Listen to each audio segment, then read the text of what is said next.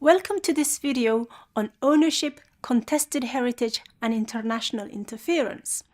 Here we will learn that intercommunal and international problems can impact heritage and can also lead to protests, demolition of heritage, lawsuits, riots and also bloody battles.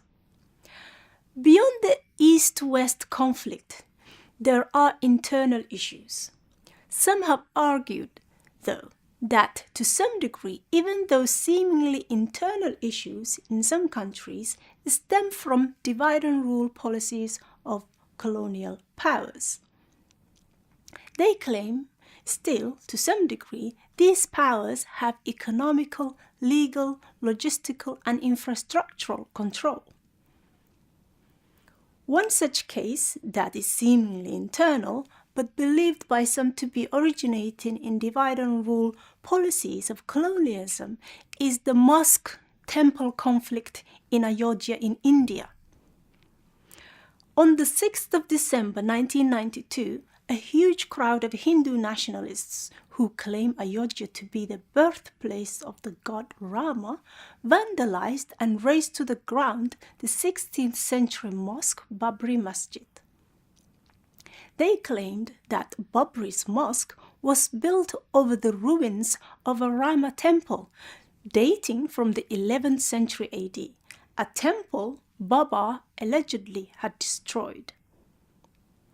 A bloodbath took place in 1993 and then again in 2002 and resulted in the deaths of thousands of people and the destruction of a large amount of Muslim cultural heritage.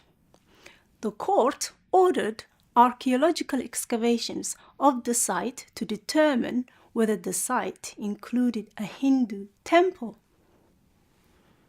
However, depending on how deep the archaeologists are digging, it might be that ultimately they will go to the earliest layers of the site.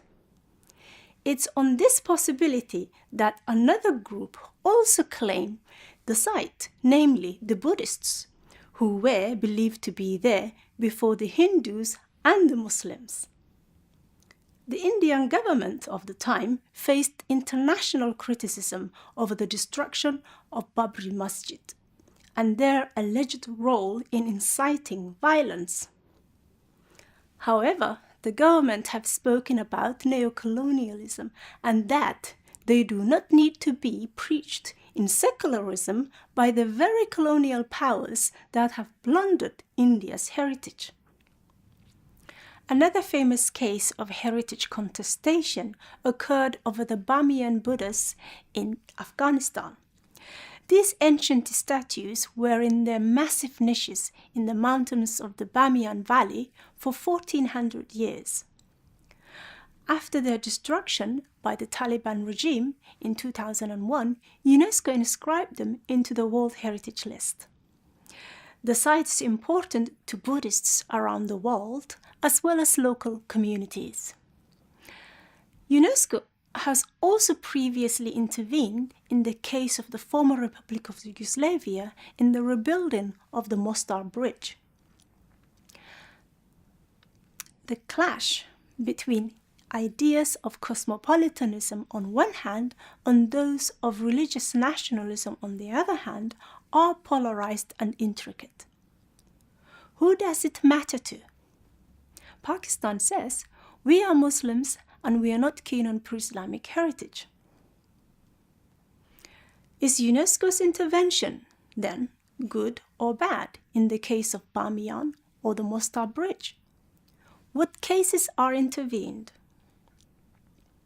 The Waldschlösschen Bridge, built on a World Heritage cultural landscape in Germany, had devalued the landscape and its World Heritage status and culture of wine production to the point where UNESCO removed it from the list.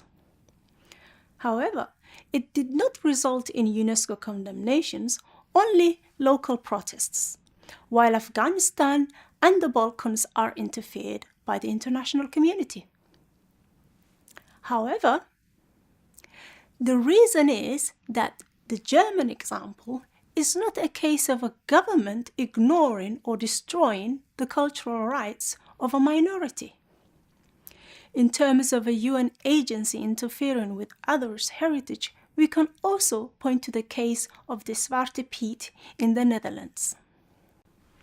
People, including human rights groups and Dutch nationals, complained about aspects of the Zwarte Piet, a servant and companion of Saint Nicholas in the annual Sinterklaas celebrations, which is a popular tradition in the Netherlands. The UN Human Rights Council's working group on experts on peoples of African descent reacted to the complaint about Black Piet, which stated, "The aspects of Black Piet are rooted in unacceptable colonial attitudes that they find offensive." The working group and the UN recognized that this is ultimately something for the people of the Netherlands to discuss and decide, and therefore called for the Netherlands to facilitate an open debate.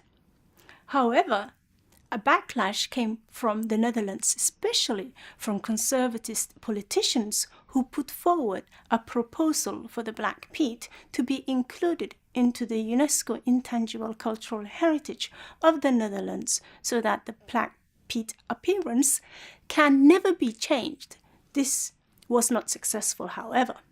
Yet, the Netherlands UNESCO chairwoman, Andrea van Es, writes in her blog on the National Commission's website that perhaps it's time to say goodbye to Zwarte Piet.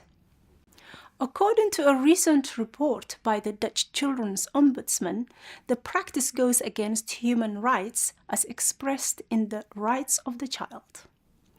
This shows a nation divided in its contested heritage. However, the Netherlands is not the only country with the Zwarte Piet tradition. The notion of blacked-up men dancing and acting like clowns exists in Germany, Belgium, and also in England.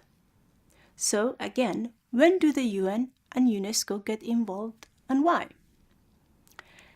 The international outcry for the destruction of the Ayodhya Mosque was seen by some of the Indian leaders as colonial and hypocritical, especially the critique coming from the UK, a former colonial power of India. Hence, the response was that it does not have a moral high ground to tell India how to manage its heritage. Again, the national political reactions in the cases of contested heritage all point to their own rights to govern their affairs, including cultural heritage. So, are international conflicts and issues best resolved locally? We can at least say that those interferences have created a global debate. We have some more interesting expert interviews for you before we commence this week's case study.